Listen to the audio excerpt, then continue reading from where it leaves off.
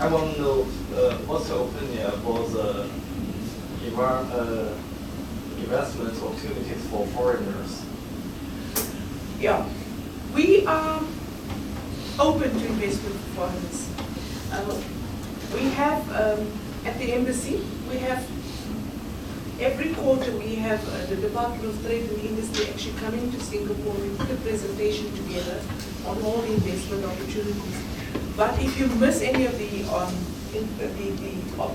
because we call it business forums, if you miss any of those, you're welcome to actually, I'll give you my card. You can write a letter in any avenue that you're interested in. I could give you the information and then you could see what the terms and conditions are. Thank you. But we are open. I heard that maybe the public security environment in South America and Africa, especially in some urban area, is not good.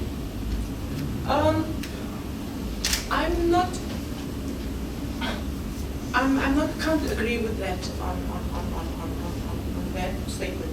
What I do perceive as a problem is that we have a lot of foreigners and specifically Pakistanis that has left Pakistan, because we also know it's not pleasant in Pakistan, and gone into South Africa illegally, and then they would get illegal documentation and then illegally want to start a business in hardly an area that you would actually expect them to make revenue from. And that is a recipe for disaster. Because when you have a poor community, I think a week ago it happened in Soweto, where you had Pakistanis, their shops looted.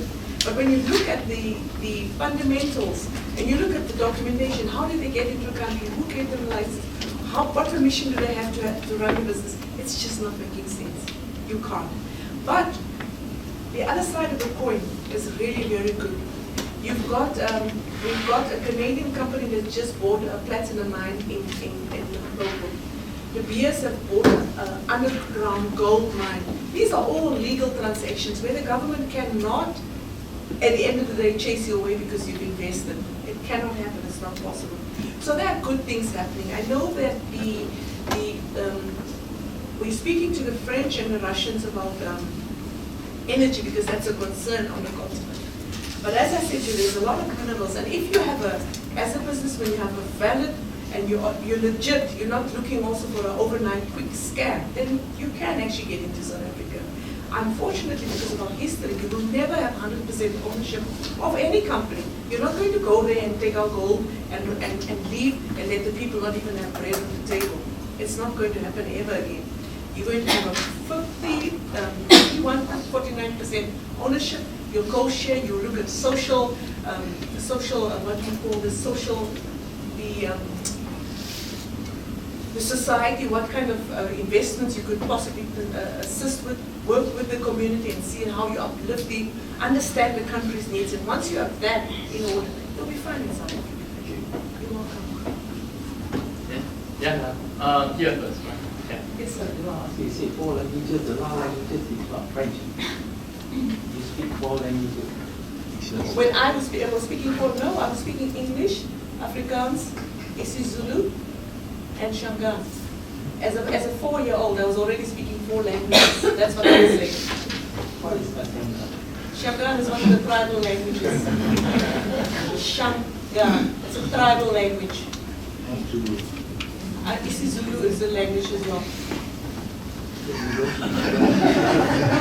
No. In Southern Africa, actually, French, you can speak French if you go to school, to Alliance Française. But in Southern Africa, black people don't speak French at all.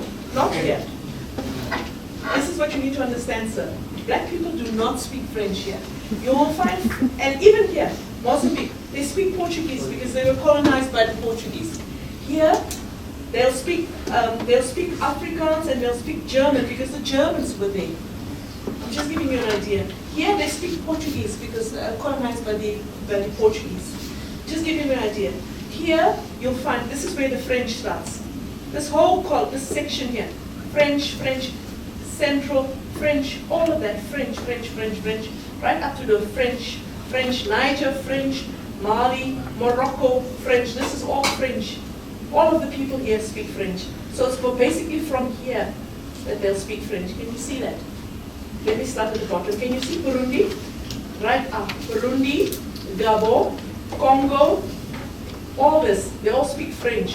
Nigeria, not really. Nigeria was colonized by the British. They speak English here.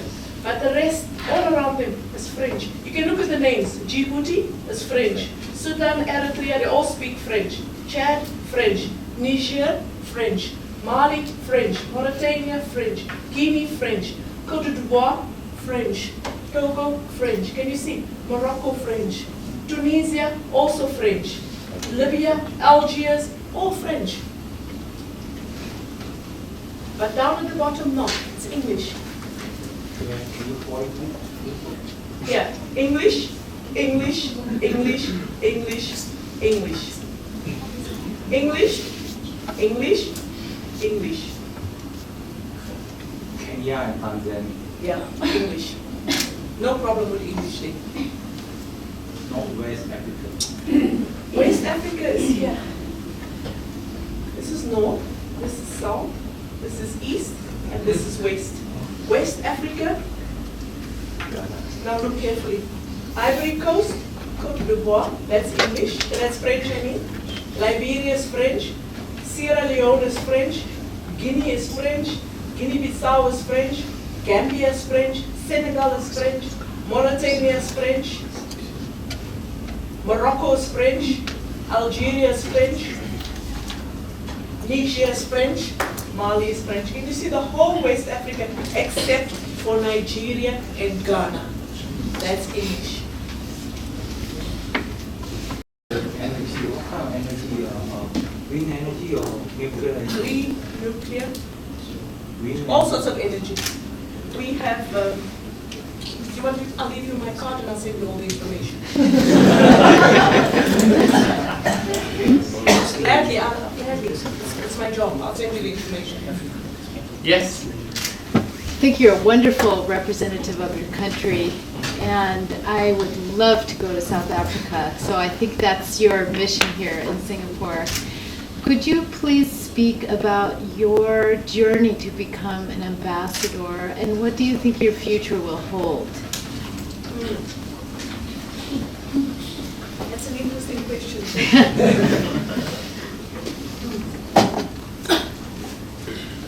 I ran my own occupational company for 15 years. I'm passionate about it. I really am. What I used to do, or still would do, if I don't get a second tenure, is I would go back to South Africa and raise this company again. I used to go to the large corporates, do presentations on the health of the workers, and offer my services. I would actually do we have mobile units that we would take onto the company and literally do a medical examination from executive level right up to the cleaner. So I would eventually leave the plant, the company, with a disc with the records of the health status of all their workers. And I'll tell you where this sprouted from. If you remember in the 70s, we had a lot of miners because South Africa has a lot of mines. We had a lot of miners with silicosis. And there was one case that really got me quite upset. This gentleman had worked forever in the mines, and the mines closed, and yet nobody wanted to take responsibility for the fact that he was 60 years old, silicosis in his lungs, and incapable of looking after himself, work for himself, or even qualify for a pension. I just thought that was one of the saddest stories. And then I thought, you know what? If somebody can come and go to a corporation and say to them, okay, Mr. X started working for you at the age of 30. Mr. X, this is the status of his lungs, because we do x-rays too, and we do lung function tests. This is the status of his lungs before he started working for you. Fast forward 20 years later, if his lungs, of course there's natural aging that could occur, but if his lungs look like there's elements, there's silicosis in his lungs, then at least you can then get a company to say, he worked for you, therefore you must take liability. See what I'm saying? A lot has happened since then, because now you have the Department of Labor understanding these conditions, and so your companies, when they're registered, there's a Company Act, there's a Health Act that protects, that looks at the man, after the man on the street. But back to my story. So this is what I actually did for 15 years. And frankly speaking, I lived in a very nice, affluent neighborhood. But I started looking around me and I didn't like what I see. I really didn't. So I suppose it's also the fact that I know that I never had my father. And I felt that if the leaders are in the leadership positions, then they must understand their responsibility is to lead properly. And I was never told, I was raised in a convent with German nuns, and I was never told to shut up. I was told that if something is wrong, you need to speak respectfully, but speak up. Make sure that you get heard. So this is what I did. I actually called the president, and I said to him, it's not working. I don't like what you're doing.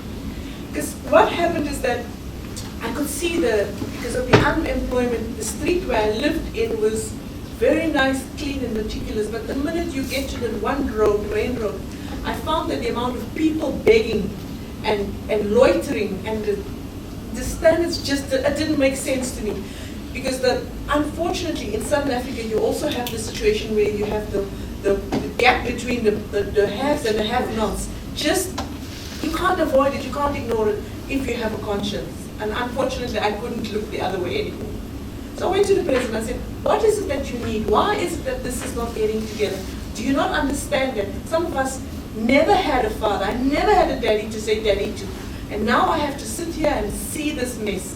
What is it that we can do to help you? What is it? What is lacking? Why is this not getting together?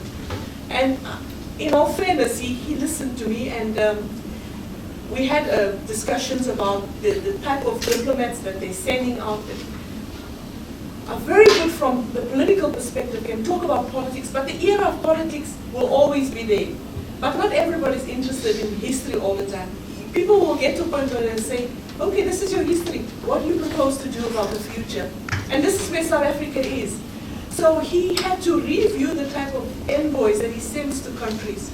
Can they talk? Can they discuss with businessmen the business needs? Can they bring the bacon home, per se, for lack of a better word? So the Foreign Affairs were given a mandate to look at the quality of business diplomats that they're sending out. Not just send diplomats out that can talk about Nelson Mandela. Nelson Mandela's our icon, he will always be with us. But he's had his time. We have to, if we are to honor his memory, we've got to get that Africa the way he envisioned Africa to be in prison. And should I say the rest is history? This is one of the reasons why I'm here.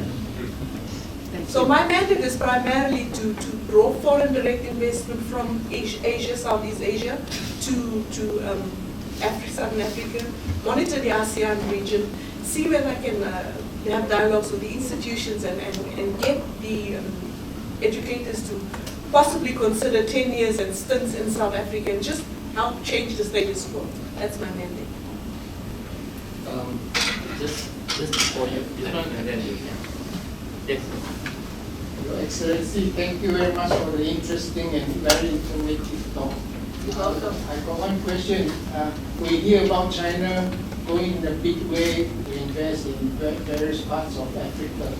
So, has China made any inroads into South Africa, and are they being welcome, or there's some reservation about the motive in investment?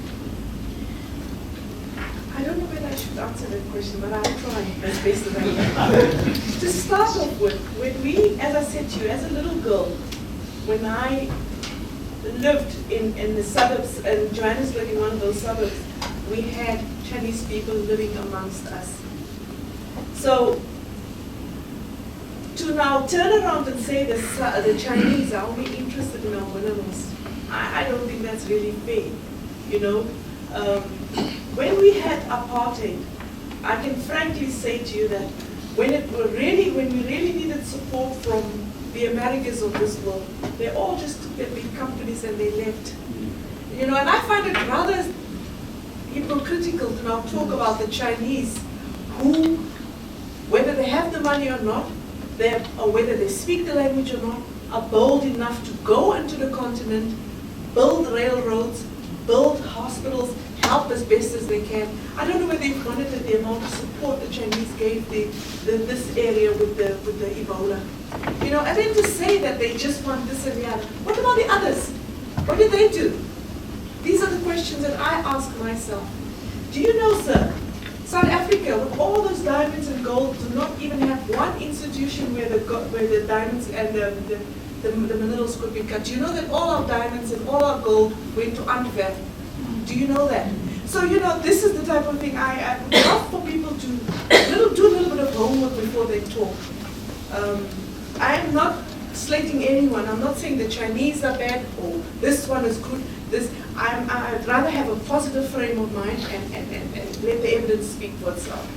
If the Chinese are looking for minerals anywhere else, I would have to expect someone from the Congo to speak about the Chinese. But from me and the Chinese, I can only say good things. I don't see, the Chinese have helped South Africa quite a bit. And this is our strategic partner. So I don't, you know, I'm looking at the continent and I'm saying it doesn't matter if we have gold and diamonds, if we don't know what to do with it, we better collaborate with someone and learn what to do with it. You're welcome. I'm very impressed with what you have to share with us. To me, I found that you are just like a diamond, and then you know how to polish and then make your country shine through you.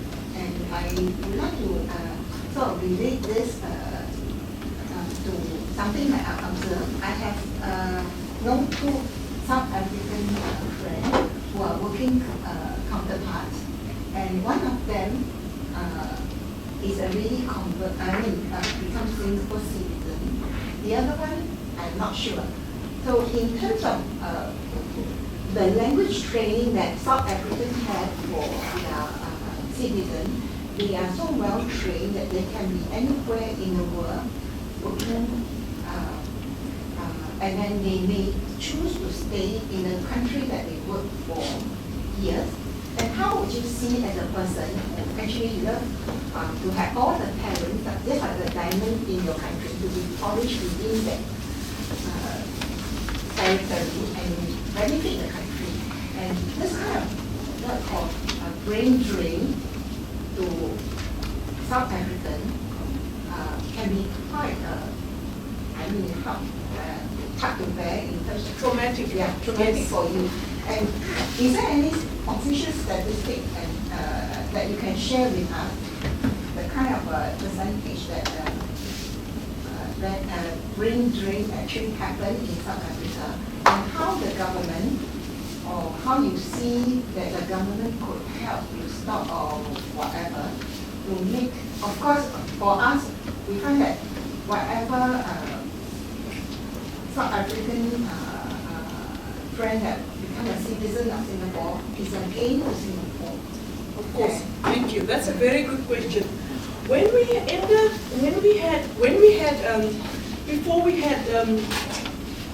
Nelson Mandela was released, the first fear was that the country would just spiral downwards and no good could come out of it.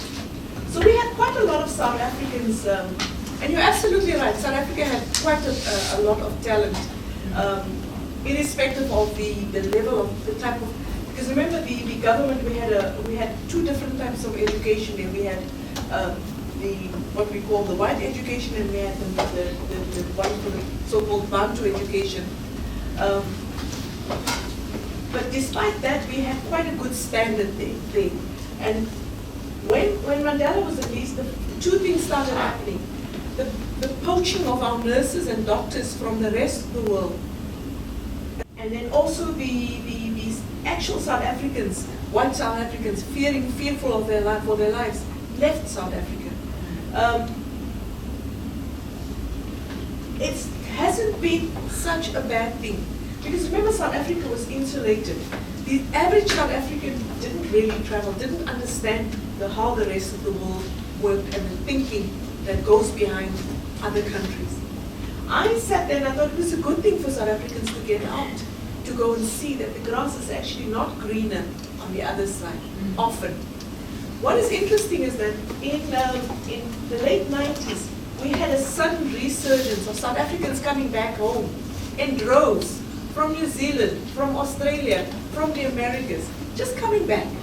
Even as I speak to you now, the day before yesterday, I know they've appointed one of the professors that's come back from the US. That is good for South Africa. Because these people have gone out, our people have gone out, they've seen and they've learned and they've probably acquired more skills, which is what South Africa needs. So South Africa is not like Singapore. You know, South Africa is huge. Singapore fits in probably 3 times in our smallest province. Do you understand? So we can never say there's no room, there's not enough. And we have people coming to South Africa, non-citizens wanting citizenship. I can comfortably tell you, you probably want 1 South African. I know of 2 Singaporean families that are becoming South African citizens. So these things happen. If it's a good thing, it's good. If it's bad, it's bad. It's just one of those balancing scale situations. But what I do know is that South Africa, because of its size, it needs a lot of help. It needs to look at the countries, and like I said, we've identified Singapore as one of the city-state nevertheless, but a place that we need to collaborate much more with, because we need the skills, we need the mindset that we find in Singapore will work for South Africa. Is that enough? Thank you. You're welcome. Any final comments or questions? Yes? So just out of curiosity, you one day just picked up the phone and called the president? Yes, I did. Wow. I did. Which president was that? Was it Zuma or Mbeki? Zuma. But I remember, because my dad was in Robben Island, I suppose I have the preferential access to any one of them. I used to deal with when my dad died, incidentally, he died before Nelson Mandela died. But they were friends from prison. So I had quite a bit of interaction with President Nelson Mandela, also President Thabo Mbeki, and now President Zuma. But I don't think my character, these nuns were really ruthless to us, you know, they made it firm. So my character is such a nature, even if I don't know you as a president, I would be able to speak. It's not something that I'm scared of. Brilliant. Well, maybe we'll stop on that note, because the first shall be last and the last shall be first, right? There's a good book sayings. And common train, you will know this at the back of your hand anyway, right? Full line. Yes, yes. It's been a pleasure listening to the ambassador, the High